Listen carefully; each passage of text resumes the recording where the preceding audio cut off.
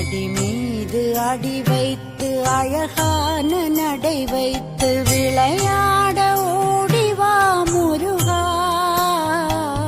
என்னோடு சேரவா முருகா. உன்னோடு சாய்ந்தாட உடலிங்கு தள்ளாட